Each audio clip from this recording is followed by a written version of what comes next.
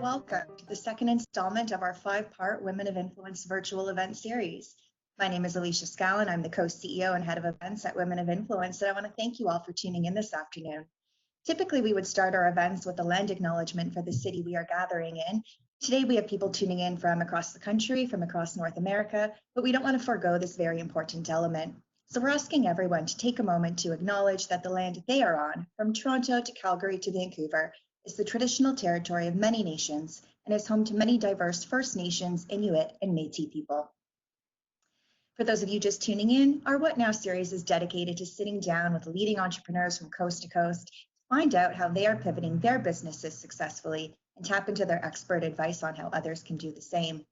We'd like to thank our presenting partners for producing this very important programming with us, BDC, the only bank devoted exclusively to entrepreneurs, and Cisco Designed for Small Business is here to help female entrepreneurs survive and recover through secure remote work technology. We posted links to both BDC and Cisco Designed resources in the chat box to the right and encourage you to see how they can help you. So without further ado, please allow me to welcome Debbie Fung, co-founder of Yoga Tree Studio. I started off just graduating from the University of Waterloo, myself and my husband. And at that time, we already secured a full-time position, respectively. I was at Canadian Tire head office as a buyer for the home decor category. And my husband started off with his web development business. We had in us, yoga was a hobby, but something in us was there. There's a little voice that tells us, hey, you know what, if we were to continue on for 10, 20, 30 years, it may not be the goal that we always want to work on, and it may not be the journey that we wanted to fulfill. So we decided to take an Eat, Pray, Love journey and went to India. Jason studied in South India in Mysore and studied in classical hatha. I myself went north to Jaipur and studied Ayurvedic medicine. So that was that. When we came back, we left our full-time position and started our first tiny little studio in the heart of Thornhill in 2007. We started with one room, one operation, 5 instructors, including Jason himself, so technically 4. I being the only front desk, the only payroll employee, we call it. It was hard, and I think what we did in 2007 was that we make sure we engage and captivate an audience that was diverse, that was in terms of the lineage of yoga, we not just focus on one lineage, whether it be hot, whether it be just a style of yoga. We ensure that we had the 6 different lineage, what traditional classical hatha would include restorative. So we included a lot of different lineages in our studio to make sure that it's accessible for a lot of students. 2008, when Lehman Brothers went bankrupt, we actually opened our second studio. What that means for a yoga studio was that a lot of the jobs that normally a contractor had in their hand failed. So on our end, what it means was that our loan was approved, luckily, but what it also meant was that our contractor had a lot more time in their hands. So instead of having 4 months to complete a job, we were able to finish off our construction in a very rapid, never been seen before, 6 weeks. So we were blessed that we saved some time there in terms of cash flow, but also what it meant was that it also kind of had that echo effect. Now, not only do we have a Thornhill group of students, we also were able to capture a larger audience in Richmond Hill, and our members were able to cross paths and expand that neighborhood or expand that community. 2011, we opened downtown studio in the heart of Fashion District, King and Richmond Spadina, and then Bay Dundas, Yonge and Eglinton, and the most recent one, which we haven't brick grounds yet, is going to be in the heart of Yorkville at Blorin Avenue. I think like many entrepreneurs, small business owners in general, it was coming at a very rapid rate. I think a lot of us try our very best to do what we can and to ensure, number one, we protect our team members, but also protect our guests or students or our customer. But more importantly was that how are we going to make it? How are we going to survive? So March 15th was a day that we'll always remember. It was a day that we voluntarily closed our studio across the board. We closed all 5. It was also a day that we had to make that decision to ensure that all the staff knew what was happening. And there was a lot of questions we still can't answer. When are we going to reopen?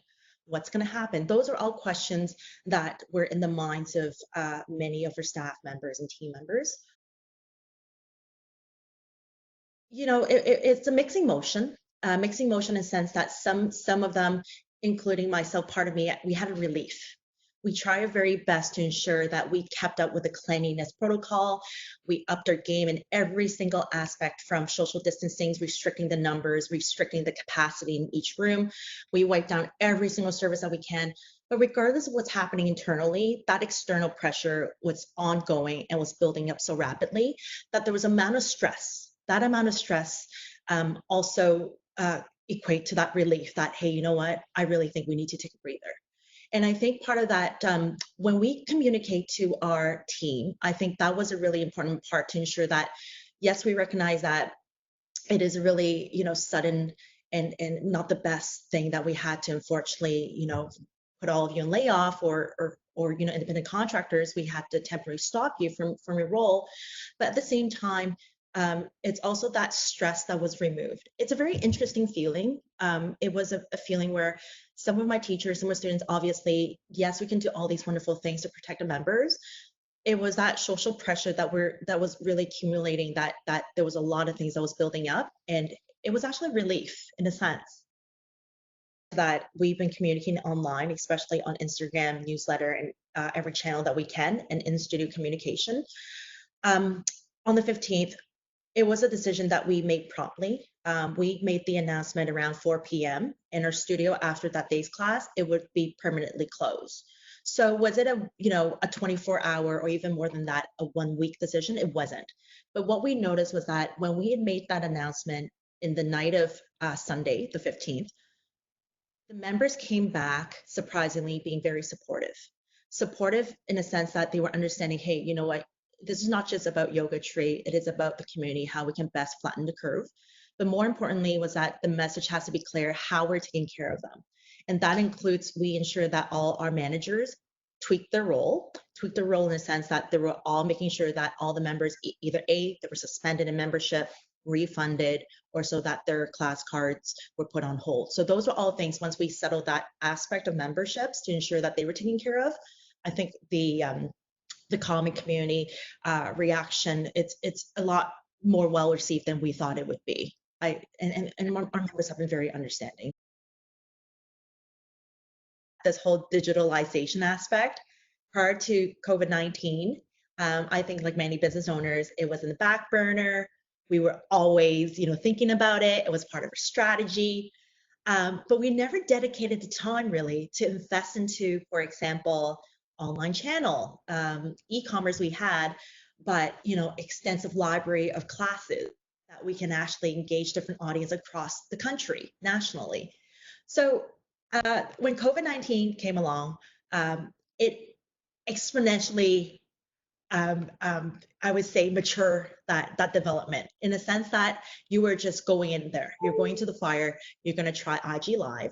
You're going to find out what resources there are, whether it be online software like Vimo, whether it be platforms where you can try different online tools. You were just in the fire learning as we go. And I think that was one thing that Yoga Tree had done. The day after the 15th, we were IG Live right on. And did IG Live prior to that? Never did. But I think that's part of the learning that everyone's getting to the new normal. When we suspended all the memberships for the closure, we knew that was going to take a hit on our income. But it was also a decision that we made, knowing that that was the right thing to do.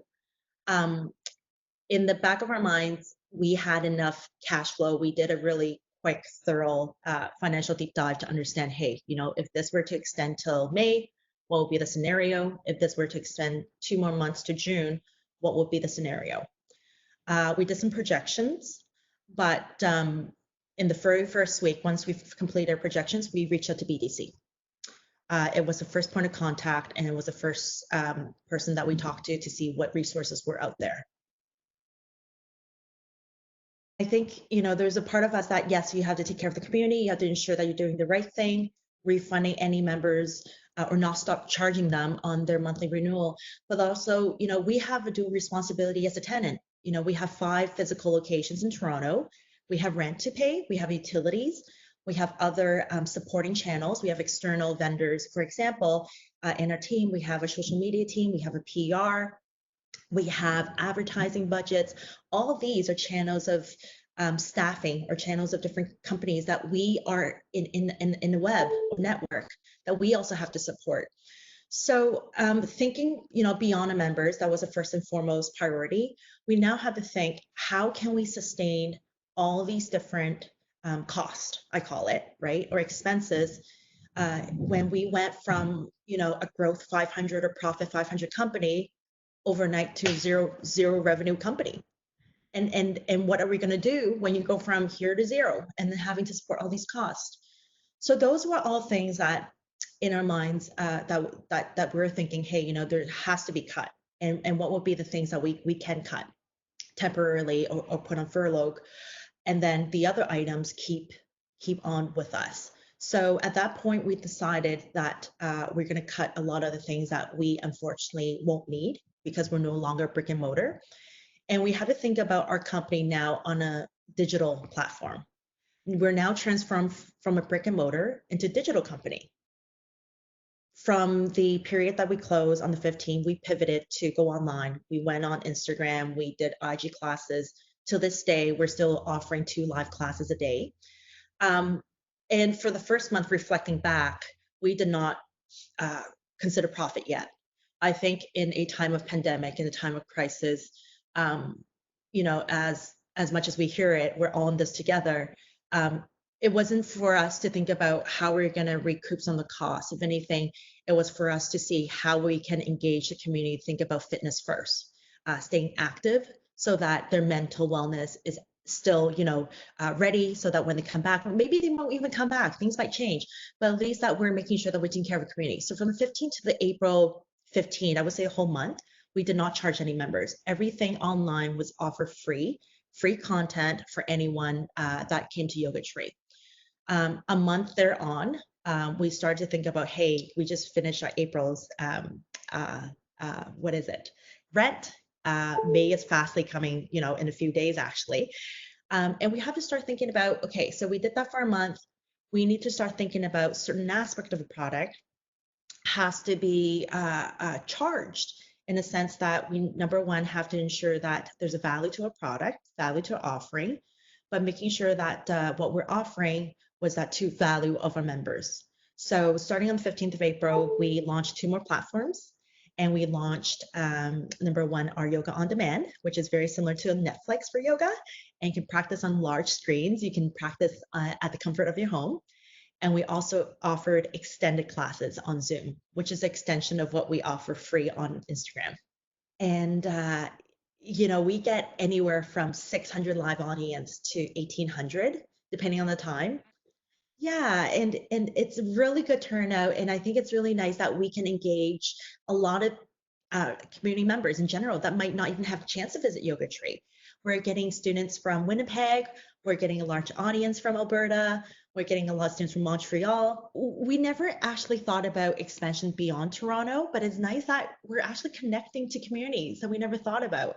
And that's one thing I find COVID, especially going online, it exposed you to a much larger audience that, traditional brick and mortar might be kind of, I would say, landlocked in certain categories or certain areas of community.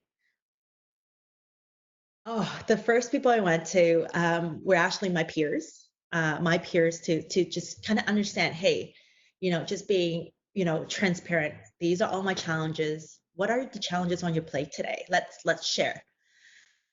From there on, offering support to each other. There might be things that, they obviously know or being able to handle better than us, and vice versa. We can offer some advice. The second group of people I went to was actually my group of my mentors at Ivy. So I'm part of this group called Quantum Shift at Ivy School of Business. And this group is a very unique group. It's a group of entrepreneurs supporting entrepreneurs. We are a business of multiple industries, different size and scale, but our fundamental challenges and problems are always the same. Whether you be a multi-billion-dollar company, whether it be a yoga studio, whether it be a tiny little operation just down the street, you have HR issues. You have issues like this, where we're all in this pandemic together. And it was a very open discussion where we can just all share and talk about what we had in our minds. From there on, I also reached out to my bankers to get some advice, really, just to find out, all the funds that's happening out there. Funds are happening daily, and you need to know, all the details and fine print of it because it constantly evolves. You know what? I had my fair share of challenges in the very beginning, and I still have. But I find that right now, going online, going to social media, to my surprise, is actually very cost efficient. And it's actually very cost friendly for a lot of startups and small business, in a sense that what I've seen, especially on social media ads prior to COVID-19, I've seen a price drop in terms of ad buying online, but also on social media, a 30 to 40% drop. So if there are new businesses that are trying to promote a product that's relevant and they think there's a market for it, now is actually the time to ad buy. A lot of the social media ads are actually a lot more cheaper, and which allows a larger a door for new business to come in and approach that from an ad standpoint, but also relatively connecting to students or connecting to members or followers online. It's a very cost efficient way. I remember a few years back, we used to do at TTC Subway, kind of like the Subway domination, we call them, where we put ads and we have all these printed ads. And those, I remember, would cost us pretty much our whole year's budget just to do one wrap, right? And those wraps consist of 4 weeks. But what I notice on social media now, you can get some really solid campaigns going with some great tractions and some great followers for a mere $50 USD budget span across 4 days. So there's a lot of opportunities for small business to leverage online media and online channels at a very reasonable cost. We did a competitive analysis. We make sure that, hey, this is where Yoga Tree is at, but we never price ourselves comparing to our brick and mortar charge. So normally what would happen in a regular setting was that you would compare your online pricing to what you offer in studio. But I think in this scenario, COVID-19, it wasn't a comparable environment. So, but what we did was that we made sure our online offering was priced in a way that it wasn't, number one, price gouging. Number two, it was price sensitive, that most or majority of the students could afford. So if you go online right now and go on Yoga Tree, you'll notice that for the period of COVID-19, we actually offer 50% off. And with everything that we're doing, we want to make sure that even though we're in COVID times, we are charging. It is something that most people could afford, and they see a value in it. So we're offering 50% off on our yoga on demand, for example, until we get through this together. We have 5 different landlords. I think all small business owners are having that fair share of challenge. 5 different, very different personalities. We have some group landlords who've been great and have been very great to work with. We have some landlords who are currently having ongoing discussions to see what we can do. I think what's going to happen is that, Doug Ford has already talked about phase 1, phase 2, and phase 3, right? And when that comes and when that announcement comes out to the public, we have to be ready that our journey is going to be hard. Our journey as a retail, especially myself with a brick and mortar store, is not going to end there. That also means that we have to get ready for at least 6 to 10 months of the community getting used to social distancing and how they're going to warm back up to your business. So those are all open conversations that we're having with a landlord, aside from just rent forgiveness, or rent deferral, or all those things that every single business owners are talking to with the landlord. We also want to talk to them about, hey, we need to think of a plan to get us out of this, because the last thing we want is that we ask you for a rent deferral or rent forgiveness and we're not going to be here. And I think that's a very important message that we need to make sure, we see beyond as an owner the 3 months, because this is going to be a long haul to recovery. We've took advantage of the Canadian wage subsidy to see if we can bring in a few more staff back. Unfortunately, in our scenario, because we, as I said, rapidly went from here to zero, our industry wasn't the best industry to bring everyone back at this time. We try our best to retain and bring back a certain amount of our team. We also went into the loan where you get 40,000 and you have to, I think, you pay back 30,000. And I really appreciated that the government has stepped in to reduce the requirement, because that really opened up to a lot of our neighboring tenants. That includes a flower shop, that includes a little cafe. So that was great, because we want to make sure in our community it's not just about us. We want to make sure the cafe that's down the street from us, the flower shop, all of these important members of the community are going to be here aside from Yoga Tree, because it won't be a community if it's just Yoga Tree and no one else. I think it's a combination of Yoga Tree. Right now we have a pretty systematic way of connecting with the members online. So that's been established. We're now 8 weeks into our COVID-19 lockdown. So we have a very fluid schedule and a flow of how we work. So that's good.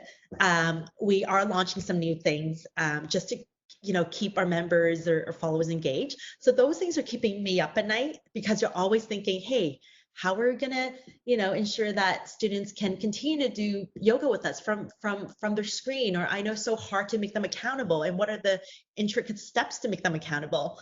So May 1st, we're doing a 14-day challenge, and we're actually partnering up with a hotel. We're partnering up with a hotel down the street in Toronto to offer them a staycation after, if they win the 14-day challenge. But also from a personal perspective, homeschooling has been a journey. I don't have a background in education or ECE. And I'm thinking about, okay, we did language today. Are we going to work on math? Are we going to? So all these things, I think it's a balance of personal and business that's been keeping me up at night. But I mean, my sleep quality hasn't been that bad lately. So far, so good. The new normal, in our perspective, it's here to stay. I think in our fitness industry, a wellness industry, the cleanliness protocol is going to change the way we do things. The touch points and the interaction we have with the members is going to change. And also the social distancing, that's now going to be, it's going to also change the way we operate. What we envision Yoga Tree to be after this, things are going to have a little shift in terms of priority.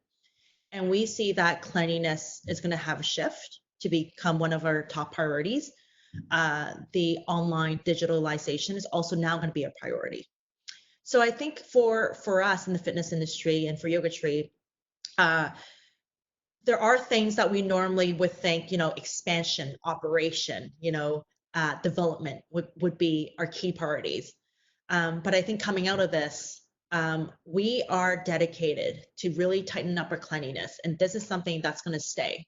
And I don't think this is something going to end after, post-COVID, even if we find a vaccine. These are things that's just going to be ingrained into the culture of the company or ingrained into the operation. We are going to have a drop in membership, but I think there's a few things that's going to come back and going to make us stronger. Number one is how comfortable your members or your customers are in terms of making sure that they're taken care of. I find that our members, if they have the confidence and if they know that we're doing the right thing in terms of stepping up our cleanliness protocol and we're doing everything that we can, they have the confidence to come back. Second thing is health and wellness coming out of this. I think everyone knows now the importance of ensuring that your immune system is strong. I don't think our industry is going to have a hit. What's going to happen is that there might be a change in the way students perceive the value of fitness. What that also means is that everyone, especially with the number of people who are now on EI or lost a job, our economy going on a steady decline, people are going to be more price sensitive. Price sensitive in the sense that if we're priced in the very premium market, we might have a toll on our membership numbers. But the way Yoga Tree have always priced ourselves was we were never the most expensive product. We try to price ourselves as being a competitive product offering, but create the most value. So when we recognize that we might not be the opposite end of the very high tier, we might, obviously have a chance for us to improve our offering, but also think about, that tipping point might not be as steep as some of the more premium outlets. As a owner and co-founder of Yoga Tree, you have to stay positive. Part of it has to do with yoga. Part of it has to do with the mindfulness and the mindfulness meditation I've been keeping up with, but also making sure that if you have a hindsight of the future's bright for the company, I think that echoes and that kind of have a positive impact in the energy of your team. So I'm very hopeful about the health and fitness industry, likewise with Yoga Tree. So I hope that we can all ride through this together. To be honest, that's an unknown. It all depends on the readiness of the community, readiness of our Canadian economy to come back. We hear a lot about offices already doing phase in meaning that even if they bring in all their employees, only Monday, Wednesday, and they do rotating shift. They do rotating time slots. In our case, we unfortunately only have certain prime times that we can operate in. And very similar to other retailers, we don't have that luxury of rotating staff. When you have mall hours, operating hours, you're deemed to comply by it. So I think for us, it's also the thinking of automation. I think that's going to be in the minds of a lot of small businesses. How do you automate certain aspect of your company so that, yes, you're trying to bring back your staffing, but also at the same time, you're seeing what you can do to take advantage of the technology we have today to reduce some of the operating costs. And that's also in the minds of us to see, for digitalization, how we're going to robotic or use AI in some of our sign-in points or check-in points. We actually retained our digital or online social media team. So it's actually very interesting. I think before COVID-19, our channels of communication are very standard. We have weekly team meetings, we have emails, we have newsletter, and those are very standard in many business operation. But what we noticed with after post-COVID, our team actually prefer less formal communication, less formal, but more frequent.